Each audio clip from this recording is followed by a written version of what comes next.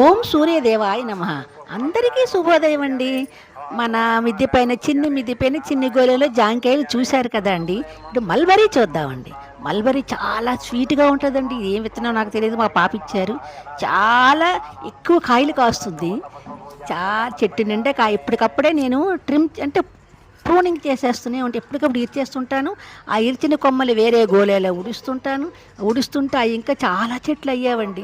చాలా విపరీతంగా పెరుగుతాయి. అయితే ఈసారి బాబాగా పెట్టాలని ఒకే ఒక కాయ గాలికి పడిపోయావండి. అయితే ఈ కాయ చాలా స్వీట్‌గా ఉంటదండి. పుల్ల పుల్లగా ఉండవండి, స్వీట్‌గా ఉంటాయి. చెట్టుకి కూడా మందార కూడా ఇవి రెండే 2 పువ్వులు పూసాయి. ఎప్పుడు 8, 9 పూస్తాయి. ఈసారి ఏంటో ఒక రెండే 2 పువ్వులు పూసాయండి. ఈ 2 పువ్వుల్ని తీసి నేను జాంకాయల చోటు ఈజీగా చాలా ట్రిక్ అనమాట. ఈజీగా కత్తిరించుకుంటే ఈజీగా తిప్పి చక్కగా జాంకాయ వస్తుందండి. ఈ జాంకాయలు నేను ఏం చేస్తాను, ఈ పువ్వులు ఏం చేస్తా చూద్దామా? Thank you.